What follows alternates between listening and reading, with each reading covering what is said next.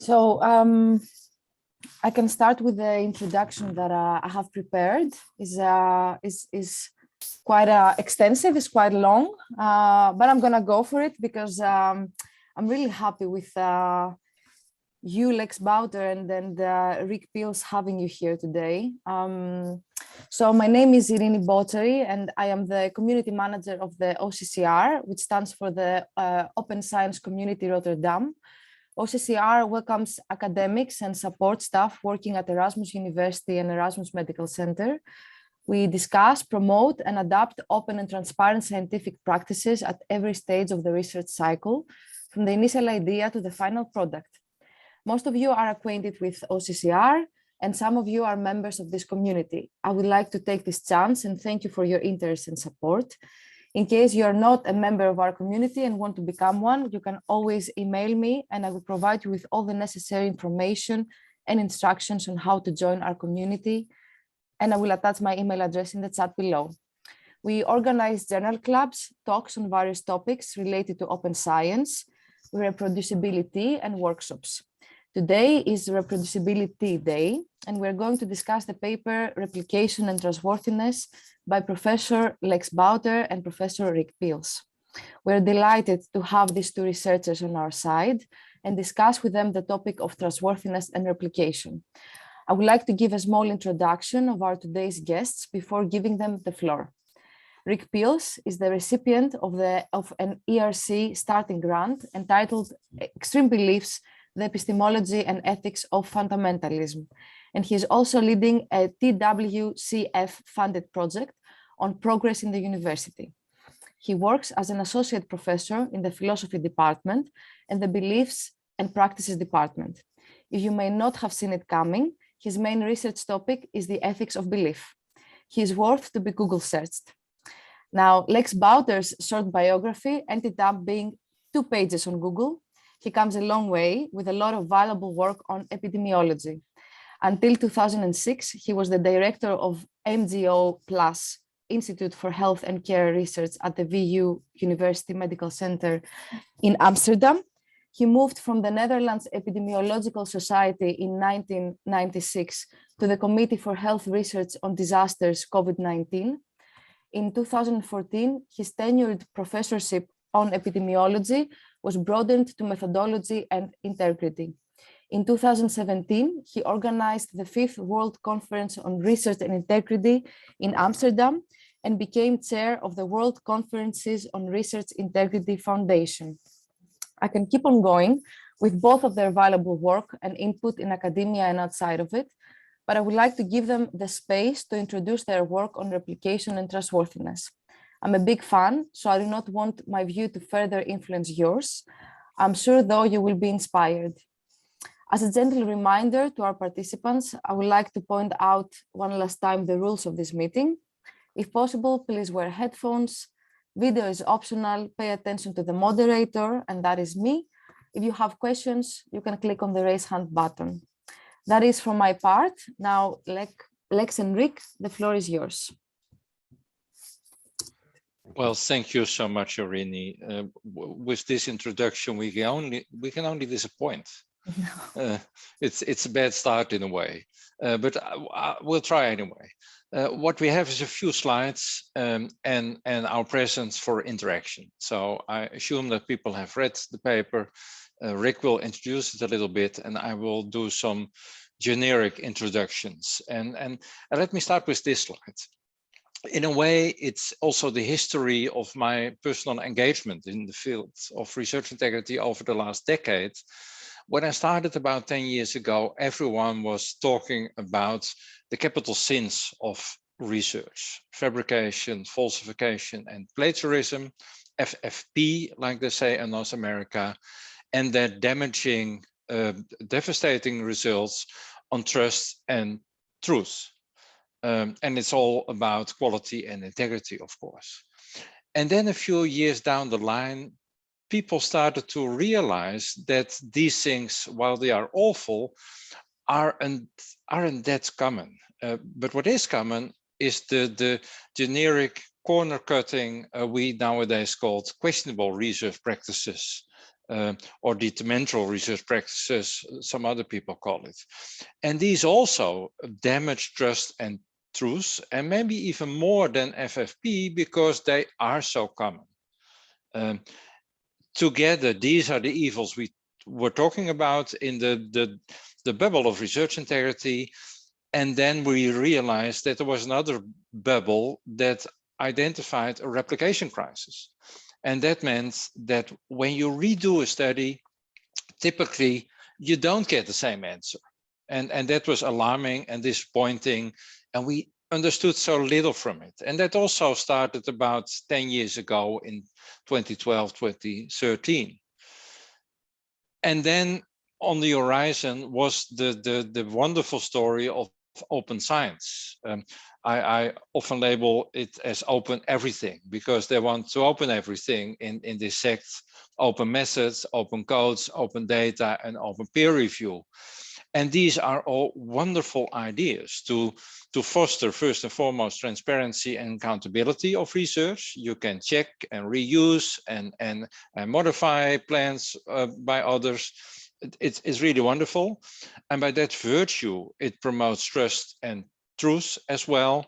So these are the green fields, the good ones. You understood that by now, most likely. And then, of course, we also discovered that these responsible research practices were nothing more and nothing less than open science modalities plus a few more. So here these two fields became connected through the responsible research practices. They played down the replication crisis. They also played down the questionable research practices, and they played down fabrication, falsification, and plagiarism. So this slide is a story, more or less personal story of the last decade, but also has the main purpose to explain that open science and research integrity are two sides of the same coin. That's basically the idea. And now I'd like to talk about a little bit about research we've done in the Netherlands. I will skip the Amsterdam research integrity study, but my slides are made available, and then below the screen you see all the references to the papers and the PhD thesis involved. It's really was interesting work, but I will focus on the National Survey on Research Integrity that was launched a few years ago and published recently. And here are a few observations. We had 11 questionable research practices in that survey. I report here on the 5 most prevalent of them. They all had a scale from ranging from 1 to 7, 7 being always, often, that type of thing, and 1 being a never.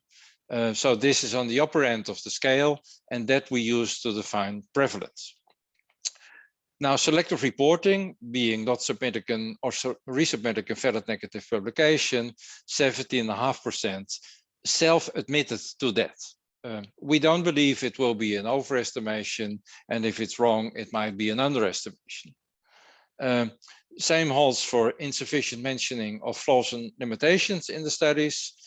We call that spin, technically downplaying your limitations and exaggerating a little bit what you like in your results. 70% admit to that. Insufficient supervising or mentoring the people below you, PhD students, regular students, postdocs, what have you, 15% admitted to that. Insufficient attention to equipment, skills, and expertise, again, about 50%. And inadequate bookkeeping of your research, again, about 50%.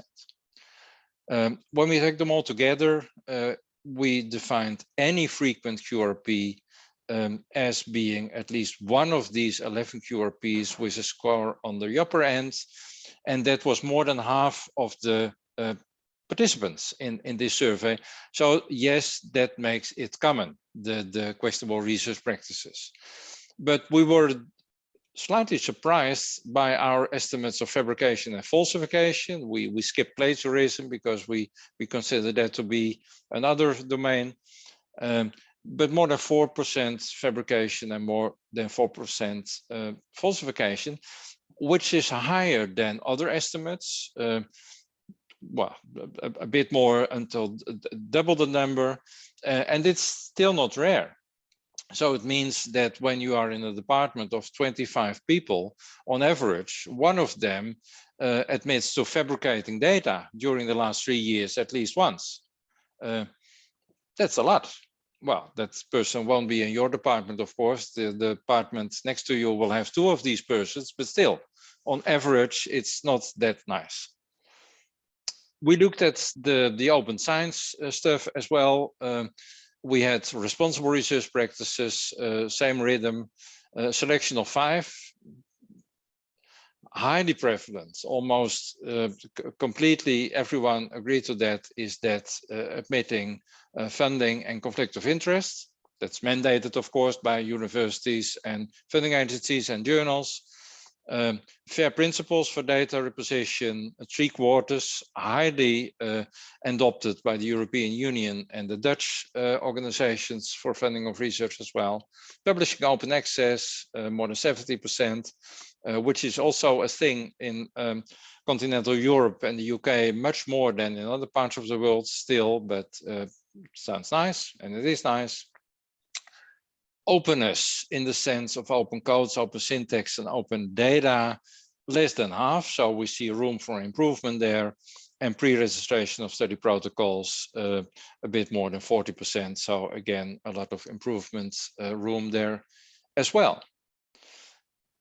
My final slides from the same national survey on research integrity deals with, in a qualitative way, in the explanatory factors we included in the survey. They're not all on the slides, they're only on the slides when there was a meaningful, statistically significant result, and it's displayed qualitative with an arrow. So green is good, red is bad, and the direction of the arrow is the direction of the association. And it is an association, please bear that in mind. It was a cross-sectional survey, so we don't have the pretension to say anything about causality. It's only indicative. When people thought that reviewers might detect their misbehavior, that was associated with reporting less of that misbehavior, which was to be surprised. It's not a surprise. People expected that, especially the criminologists among us. When you threat with punishment, that might help. That's the idea. Perceived publication pressure, more questionable research practices, less responsible research practices. Adhering to supporting academic norms like the Metonian norms, all the expected directions, less research misconduct and less questionable research practices, more responsible research practices, experience organizational justice, lowest questionable research practices when the organizational justice is perceived to be high. This is interesting, and there is some other research on this. It's quite, and all the scales were more or less validated or established already. Mentoring for survival, that is a mentor helping you to cut corners to survive in academia as it currently is. Yes, you do that by utilizing questionable research practices. That's suggestive here. Mentoring to do the good thing, to do the open science and to do the responsible research practices, more responsible research practices, less questionable research practices. Competitiveness, when the experience to be high or hyper competition, even more corner cutting, work pressure the same. This was weird that work pressure also elevated the engagement in responsible research practices, but here the causality, if anything, may go the other way around. It's a lot of work, these responsible research practices, so that may be the reason that you experience an even higher work pressure. And then we have funding pressure, and that's about the same story, and that might be mixed by the fact that funders predominantly seem to like responsible research practices increasingly. So when you feel funding pressure, you better engage in these things, in these goodies. Okay, so far my brief introduction, open for discussion later, of course, but I now hand over to Rick, and I will click his slide. So Rick, let me be your charming assistant. All right, thanks so much, Lex. So I would like to share a couple of thoughts about this article that we published recently, Replication and Trustworthiness. And just to be clear, Lex and I have written a couple of papers on replication in the humanities in particular, because that is a rather new thing and has its challenges of its own. But this particular paper, Replication and Trustworthiness, is about replication in general and trustworthiness in general. How do the two relate? And we thought that was an important question, because if you think about it, there's something intuitive about there being a clear relation, right? So in the face of the replication crisis, also called trust crisis, if we successfully replicate a study, doesn't that increase trustworthiness of what we're doing, in particular, the results of the original study? But if you start to think about it, there are actually a whole lot of questions regarding the relation between the two. So a couple of them, you might wonder, what exactly is the object of trust? So what is to be trustworthy? Is it the findings of the primary study?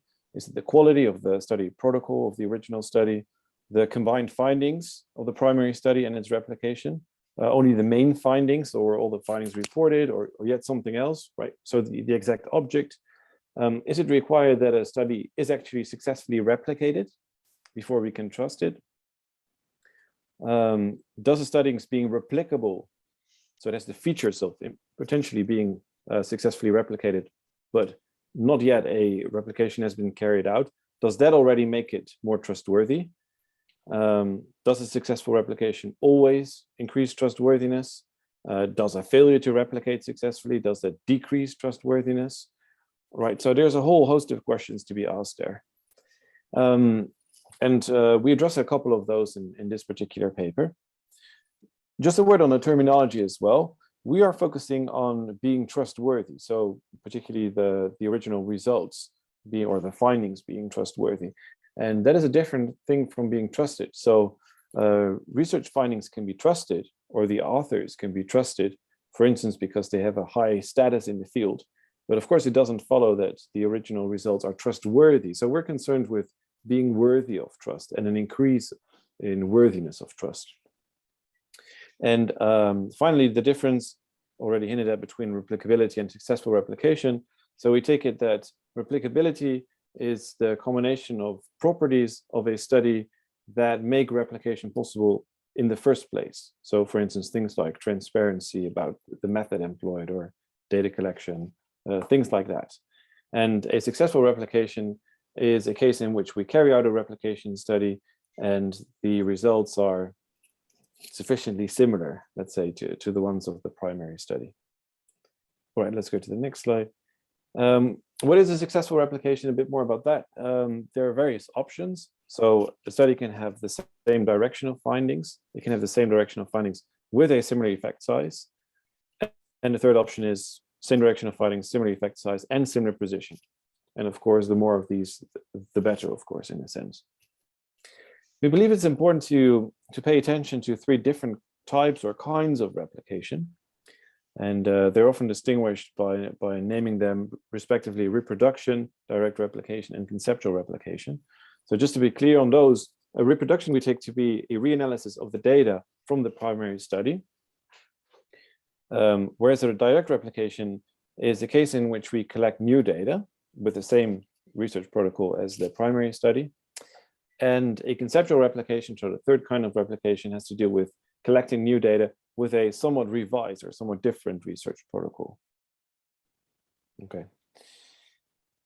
And you may wonder, well, how exactly does trustworthiness relate to each of these three different kinds of replication? Well, we take it that a direct replication adds a bit more to the trustworthiness of the original findings than just a reproduction. And that is because it demonstrates that sampling variability has no strong influence on the findings of the original study, and thus lowers the chance or likelihood of chance findings. And we take it that a conceptual replication adds even more to the trustworthiness of the original results or the original findings. And that is because for a conceptual replication, methodological choices that we're varying apparently don't influence the findings and thus strengthen the validity. So we actually measure what we aim to measure. Right, so there is something of a hierarchy in terms of for these different kinds of replication, in terms of how they relate to trustworthiness. Now, it's of course also possible that one unintentionally replicates a particular study, if you can still speak of replication of that study. But the idea is, because they can also take place simultaneously, for instance, right? But one important point we try to make in the paper is that the issue of intentionality or unintentionality is really not that important when it comes to trustworthiness. So in an unintentional replication, and that tends to be a conceptual replication, adds as much to the trustworthiness of the primary findings or the original findings as an intentional one, right? It doesn't really matter because it's about, for instance, about whether new data point in the same direction. And a final important point we make in the paper has to do with stakes. And the basic idea is, it's actually somewhat influenced by a philosophical idea called pragmatic encroachment. And that is a complicated theory, but the basic idea is this, that there are situations in which the practical stakes matter for whether we speak of something. So for example, trust. So let's just talk about trust. And here's an example from a context beyond academia. So imagine that I've got a gun in my hand. I actually don't, but imagine that I do have one. And imagine that there's a 1% chance that this gun is loaded. But now imagine that the purpose is just to shoot in the air because we're just, say, celebrating a military victory, right?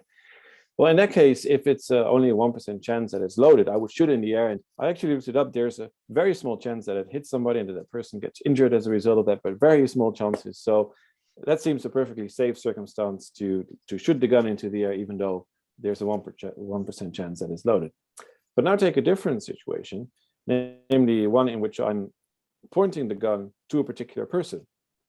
Well, if then there's a 1% chance that it's loaded, then of course I cannot trust the gun, right? I can't trust that it's empty. And this is called pragmatic encroachment. And the idea is pragmatics. So what is at stake, what depends on it, that matters to whether we can properly trust that something is the case. In this case, whether the gun is loaded. In another case, whether we can trust the findings of a study. So what we would like to suggest is that the more that depends on whether or not the original findings are true or correct, the higher the bar for trustworthiness, so to say. So if the study concerns, I don't know, the occurrence of a particular verb in a work of Shakespeare, that's a big deal maybe, but not, of course, not as big a deal as, for instance, whether a vaccine has harmful side effects, right? Or maybe something Alex and I have been working on lately. If you carry out a replication on a study on Rembrandt, so it's an authentication issue, is it an original Rembrandt or not? In that case, it does matter quite a bit, maybe not as much as life or death issue, but still it matters quite a bit. Right, so that's practical stakes. So to wrap up the paper, the conclusion is basically this, that trustworthiness of research findings depend on the following 5 things: the prior probability of the findings, so how likely they are independently of a posteriori collected evidence. Second, the study size and the methodological quality. Third, the number of replications that were performed. So of course, ceteris paribus, the more the better, ceteris paribus. The consistency of the findings, and finally, what is at stake. Those are, I think, the main points of the paper, and I really look forward to hearing your thoughts on it. Thanks so much.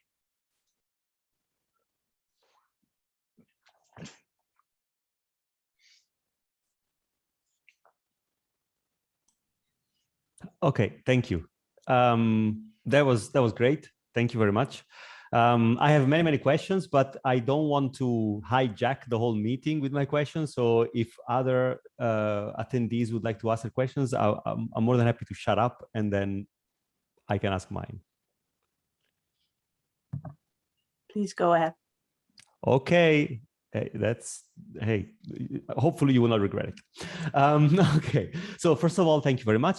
So the first question that I have is for Lex, because so I follow with great interest the research, the survey on research integrity.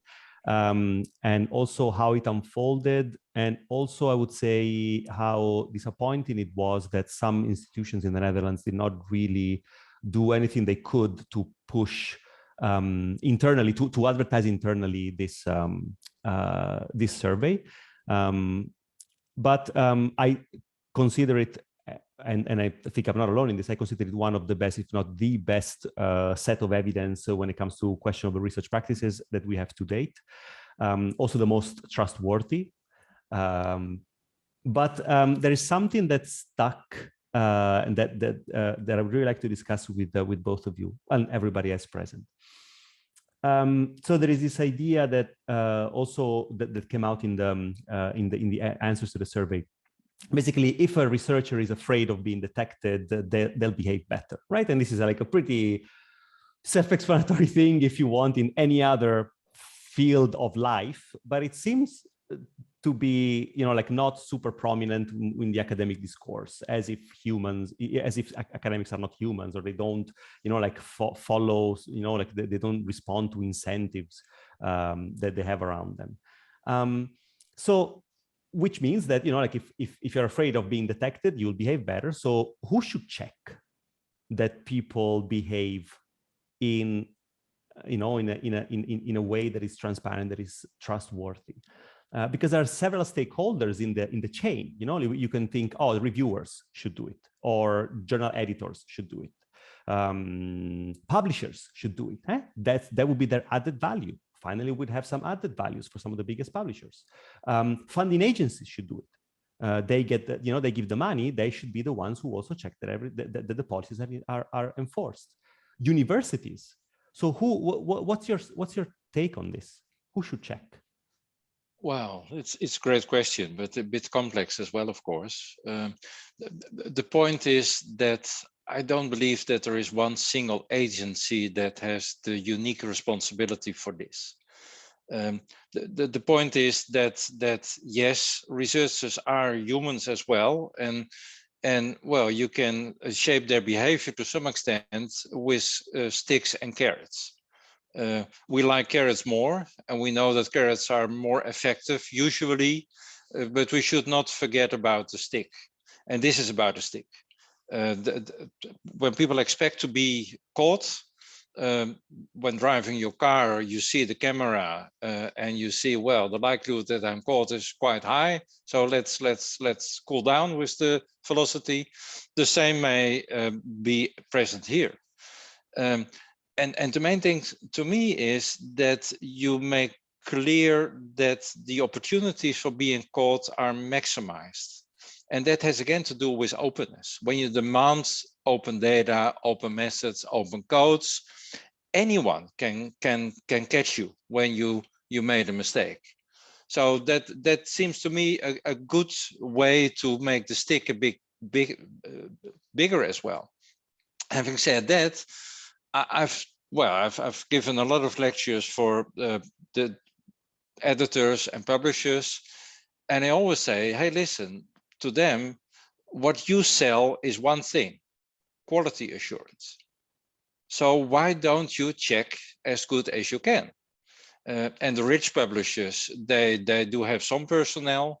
There is now an emerging software suite that can screen papers for tortured sentences, for falsified pictures, for weird p-values, for plagiarism, what have you. That needs to be developed further, and people should know that they run the risk that this stuff is utilized when they send a manuscript in or a paper in. That doesn't mean that their supervisor or their colleagues or the leaders of their institutions or the funding agencies have no responsible whatsoever, and that they have no responsibility themselves whatsoever, but we're all in the same game and all stakeholders should collaborate.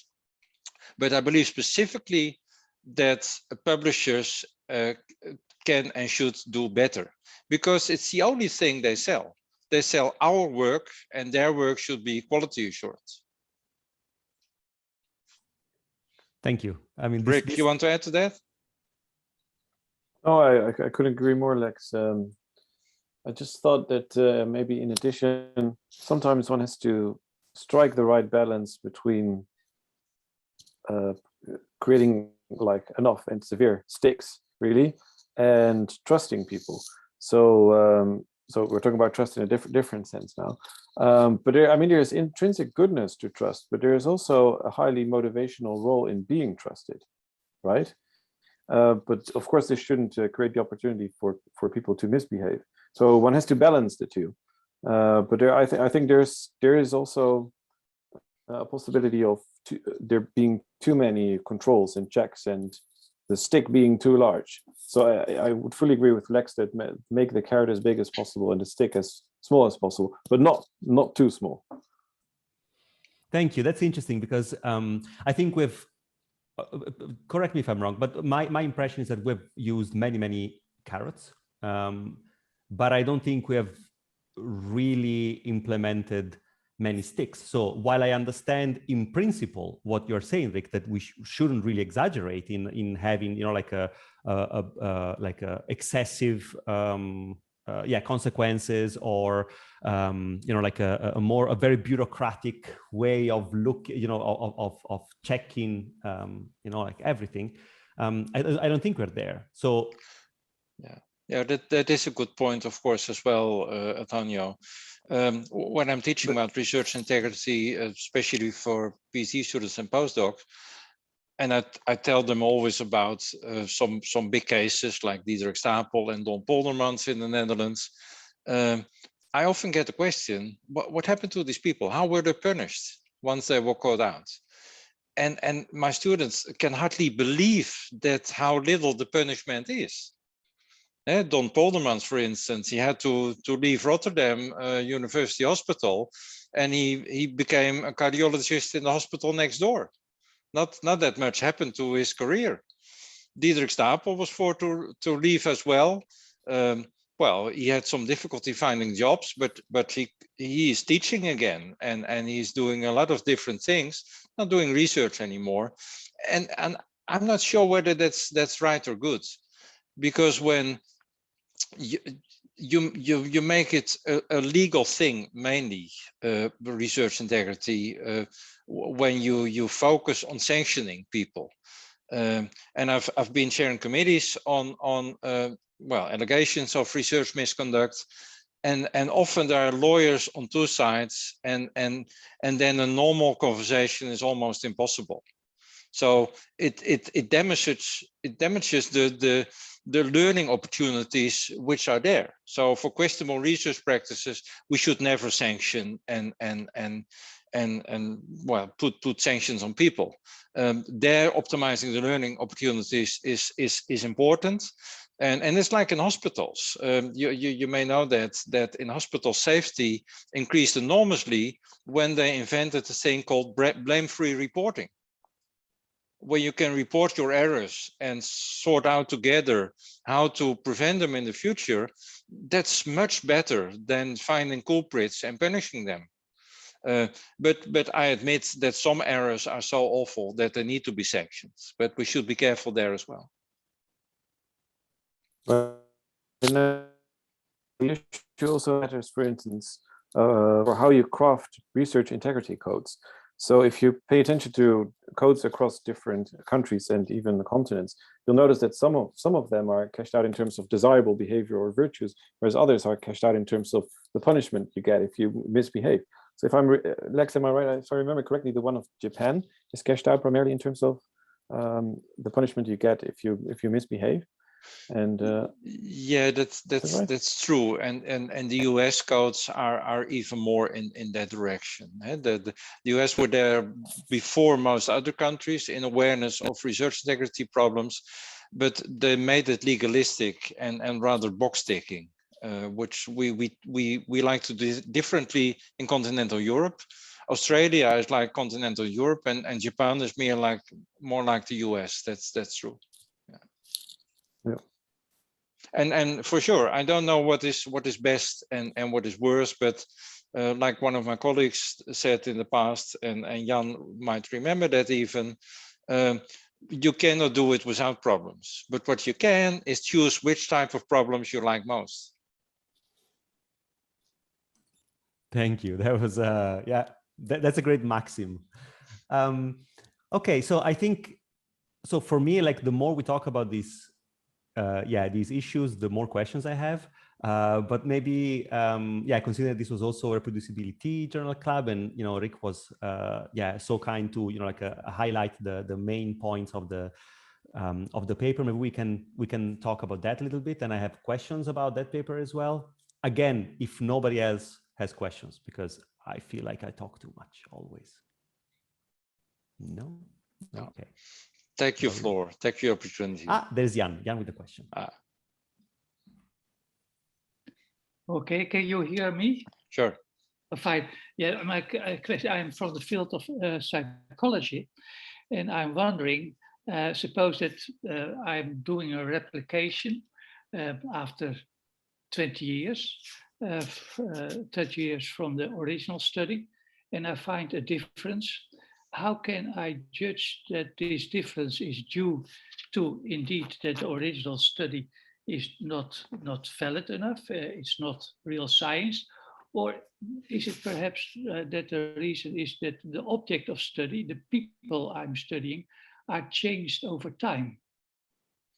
Yeah. So is there a kind of time frame we need to have in order to have a good, valid replication study? Yeah, really great point you're raising, Jan, and I'm sure that Rick can say a lot about it as well. I'll take the simple angle, and you can do the more complex stuff than Rick later on.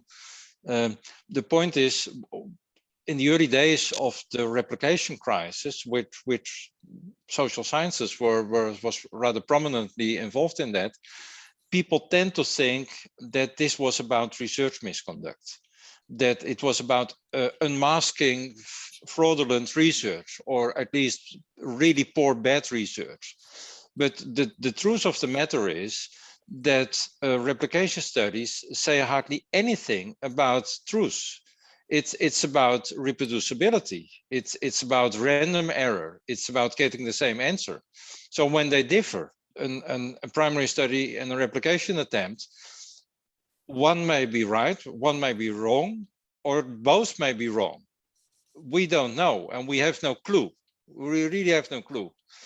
And then later on in the field, the tendency developed to focus on explanations of differences in findings between a primary study and its replications, because often there are multiple replications. And that turned out to be a really fascinating field.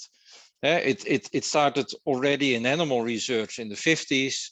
They didn't talk about replicability, but they did the same animal type of research.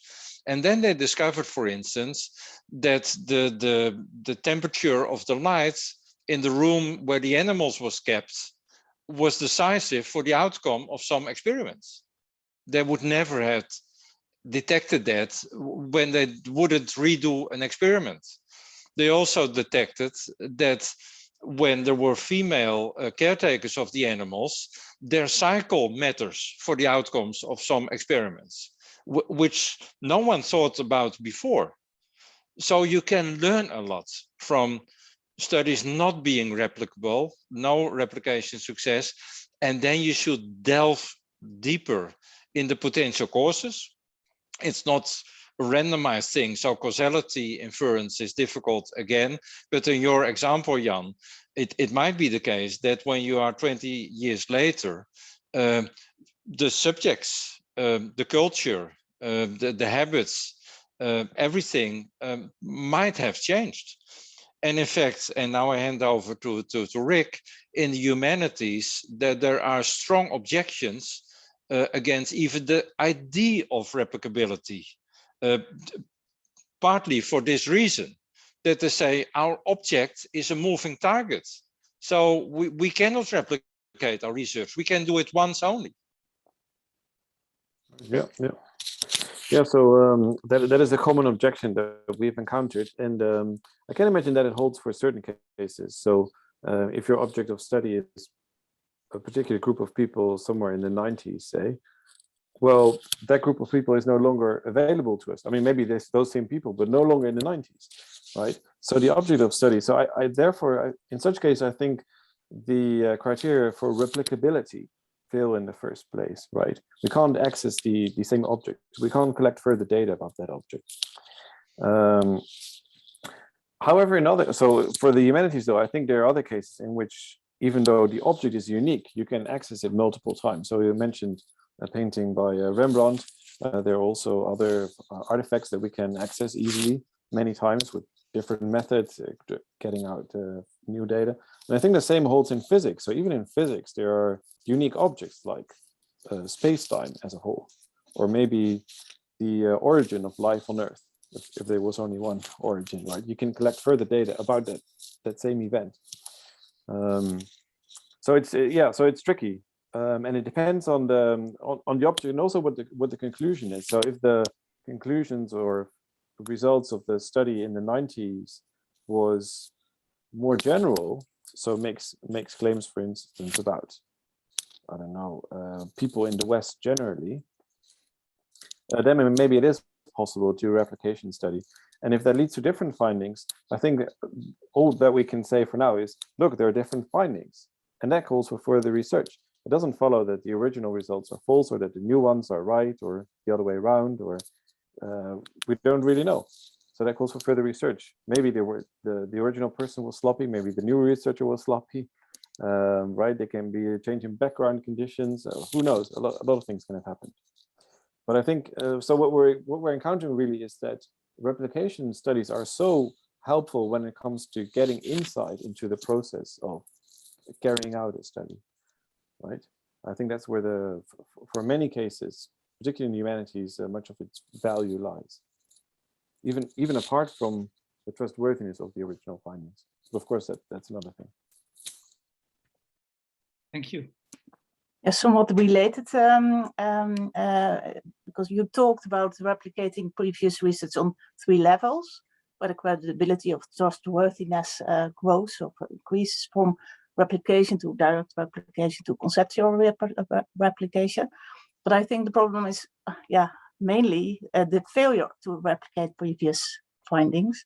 And then the first author of the original research then says, of course, the research has not been properly replicated, in especially direct replication or conceptual replication, because that's further off the original research. And of course, the original researcher says, you did it wrong. Also. Yeah, you take this one first, Rick. Yeah. Yes. So thank you, Lydia, for your question. I think that can happen, but it doesn't need to happen. So with the replication projects, so we're carrying out 3 replication projects now. For all 3 of them, the original authors are not on board in the sense that they participate themselves, but they're in the picture, so they can give feedback and so on. And so far, I think they're pretty open-minded, and they're open towards them missing out on things originally, or there being new data that shed new light on the same phenomenon, right? So I mean, it can happen that the original authors say, look, you made a mistake, but it doesn't need to happen, right?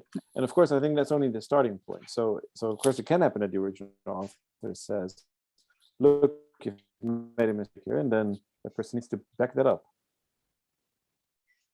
Yeah. Right. Yeah, exactly. I completely agree.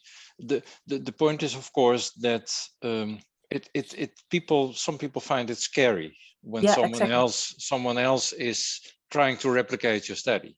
Exactly. Because they start wondering immediately, what did I do wrong? Did I do something wrong? And then the 3 types of replications have different implications, maybe.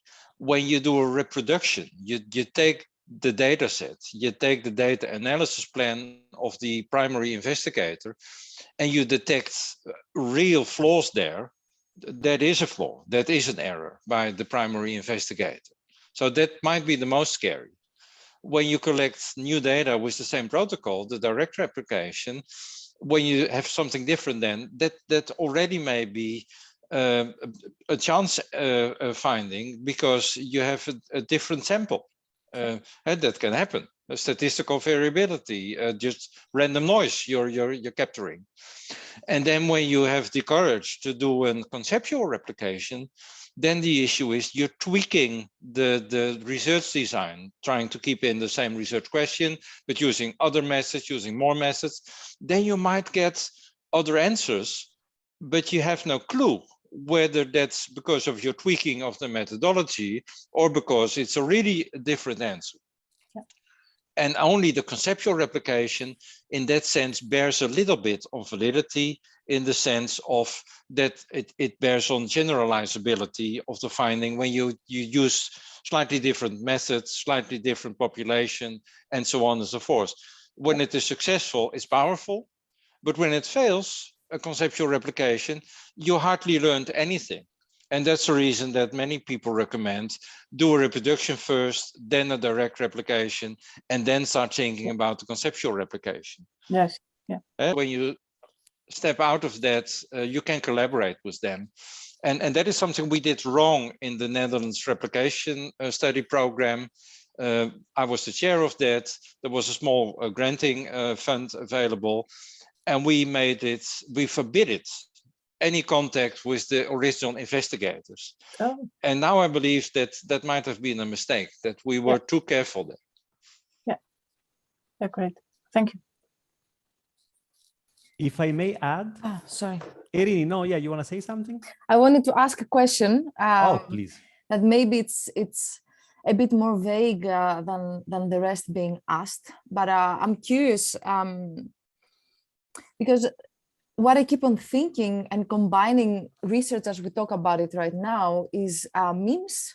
You know, the memes on the internet, and then they're being replicated again and again. Hard to find even the original idea sometimes. And I think it can be either like a conceptual replication, even a direct one, like it can really be applied on my head like that. And then I'm thinking about the trust crisis that it is going on around us in humans. So how can we maybe assess or understand or maybe reach people where they generally have a low trust, and how can they trust research in that sense? Wow. Rick, that's in your field. I'll try to add later on. Yeah. So I think just to be clear, like in the Netherlands, for instance, trust in science is still incredibly high. So I think it's the highest level of trust among all public institutions. So I think we should take the trust crisis seriously, but we're still doing fairly okay, I think. But I think the trust crisis or the replication crisis is only one of the things that cause the trust crisis. So another thing is that the media, for instance, have a tendency to publish any interesting result. For instance, cooking this particular food and cancer. Anything that comes out, they publish it straight away. So if we can somehow entice the media to be slightly more, to take a step back and to share results with a larger public, only once, for instance, they have been systematically replicated, that would, I think, actually increase public trust in science, because then people won't have to change their mind on things. So one thing, they read one day, look, there is a correlation, well, they don't distinguish, there's a relation between cooking up spinach for the second time and like getting cancer, and like a few years later there's no such relation, and a few years later again it's back on the table, and they get confused, right? So so if we can teach not just the public but media about the nature and value of replication, for them to hold back and publish results only, or share results only when they've been replicated, that would be wonderful. Yeah, I agree. I'm on the committee of the Royal Society of Arts and Sciences in the Netherlands, and we are reflecting on what COVID meant for the interaction between science and society.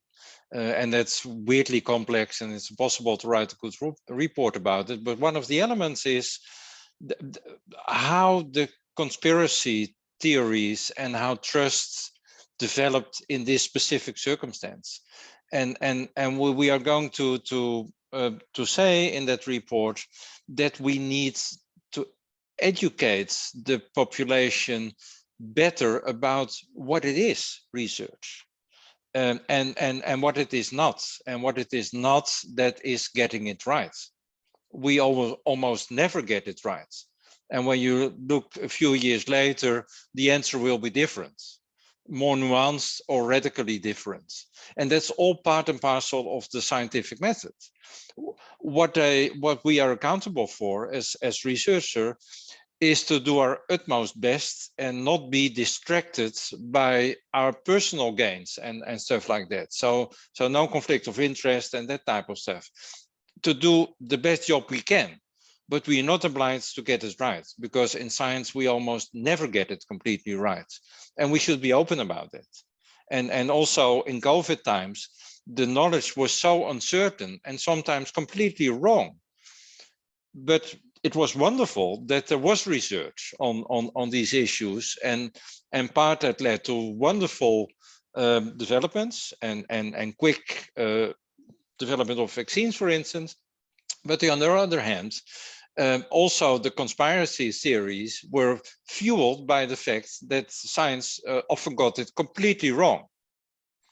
So that is an important thing, and I agree with Rick that we need to educate journalists in that sense, and in a way we are blessed already in the Netherlands with really good science journalists. There are many countries where it's much worse, but it can still be done better. But also the general public.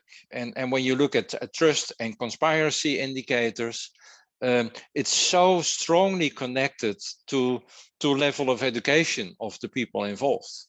So it has to do with education. And this might be a naive stance, it might be impossible, but I believe it's one of our responsibilities collectively. We don't need to be a genius, all of us, to be able to reach out to the society and to explain these things, but at least some of us should be able to reach out to society and to explain these things.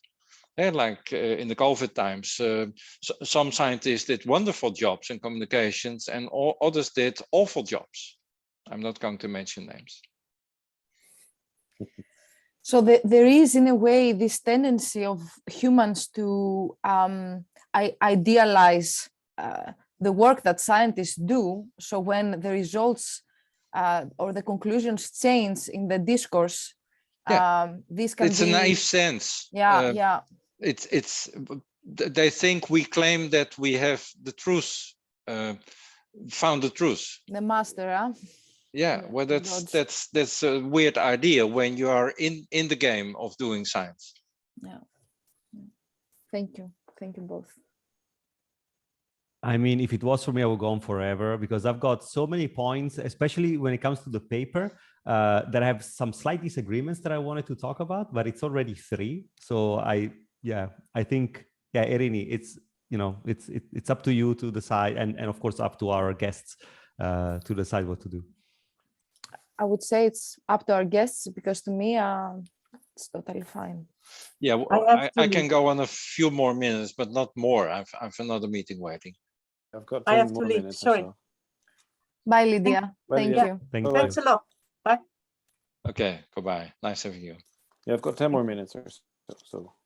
Okay, but then which one do I what do you hit you with? What do I hit you with? So I think you might be aware of studies so papers by Bernard de Wezer and collaborators, and if not, I'll put the links in the chat. So they have developed formal models, formal mathematical models, to try and understand more optimal ways in which behaviors in which that are conducive to truth seeking and finding truth in science. So I think it's brilliant work. It's one of the most transformative work that I've seen recently. And one of the things that they talk about is that, and something that you have already mentioned, is that true results are not necessarily reproducible, and false results might still be reproducible. And this can be due, for example, to model misspecification or measurement error. So allow me to ask the provocative question before we go. If replication studies do not allow us to distinguish between true and false results, then what's the use of it?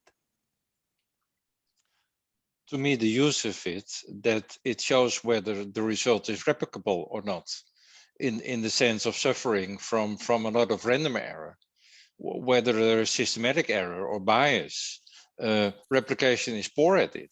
And when I'm teaching about it, I always say, when you replicate a completely flawed study design, you get the same wrong answer. That is what you get. It's the same answer, which is great.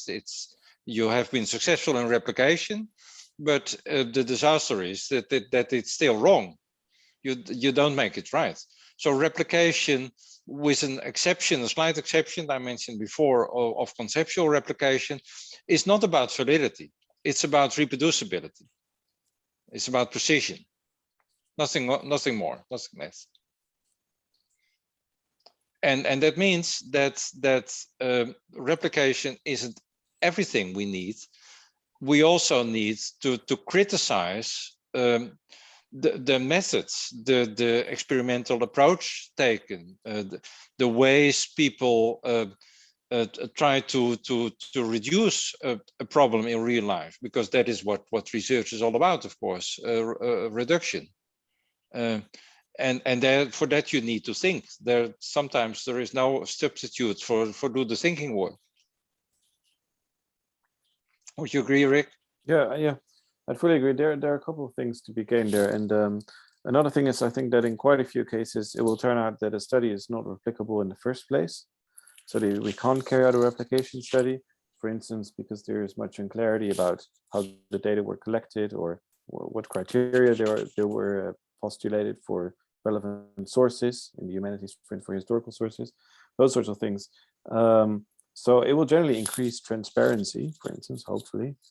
And of course, in the case of successful conceptual replications, I think that if that happens multiple times, then we do get good evidence to think that the original results are true or close to the truth or something along those lines. So that gets you into the philosophy of science, the issue of truth. Yeah. Yes, I'm not much of a Popperian there, so I think we can actually get a hold of the truth every now and then. Yeah. Okay, thanks. I mean, there's also a lot more that we can talk about with respect to, like the strength of theories in some disciplines that make it really difficult to even think about an interesting replication attempt, because the formal, so the theory is so underspecified that you can go in every direction and the theory will not be touched. That's true, of course. We had a very interesting discussion, you would like that, Antonio, a few weeks ago on a paper of Anna Scheel. She explained in that paper that some hypotheses in psychology are so poorly defined that we shouldn't bother about trying to replicate these studies. And she had a point, of course. We didn't agree completely, but we had a nice afternoon of discussion about it. Yeah, in her recent paper. We're in touch with her as well, so. That's great, that's great. Yeah. She's already been. She's part of our family now. She comes from Eindhoven, but she's now working in Amsterdam as well. Ah, cool. Yeah. So let me add to that. One of the things we aim to do in this, one of the things we aim to do in this project as well is to set up a study in which we compare replication across radically different disciplines. For instance, biomedicine, social psychology, art history, and I don't know, history maybe, or just science and religion. So that's one of the things we're interested in. Yeah, and even like in some cases, even the propriety of the use of terms like data and hypotheses, even that is questionable in some cases. Yeah, that's exactly. Well, when is it data? For instance, when you're doing history, is that the boring stuff you find in archives, or is it what you take out of that archive? Are these your notes? And the same when you make pictures like MRI pictures. Well, what is it? The bits and pieces that come out of the machines, or after the formulas have digested the stuff, or when it's interpreted by a radiologist? Well, what is data? It's not that easy when you start thinking about it. Indeed.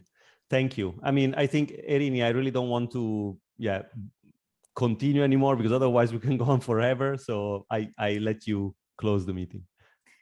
No, I think also Rick and Lex did have a limited time left. So we don't want to take any more of your time, but it was a pleasure having you, a pleasure having the chance to ask you these questions that they were revolving around my head as well, and the rest were asked by the rest. I hope you also both enjoyed your time with us. Oh yeah, sure. I liked it a lot, and it was a nice discussion. It's always nice to have a nice academical discussion, and this was one of them. Yeah, thanks so much, Irini and Antonio. Really, and Jan as well. I really enjoyed the discussion of today. And let me also announce that we plan to have something like a workshop or a colloquium towards the end of the project. So that's the summer 2023 on replication across different disciplines. So a lot of these issues will come up again then and addressed in even more detail, hopefully. Okay. Sounds wonderful. Yeah, and when we start marketing, look at the picture next to my head as well. It's about the Research Integrity Conference in Cape Town upcoming this June. Very good, very good. Now, and we hope to meet you face to face as well in the coming months. That would be nice. Okay, good luck with your reproducibility. Thank you. Great initiative. Thank you. Thank you. Thank you, Jan. Thanks so much.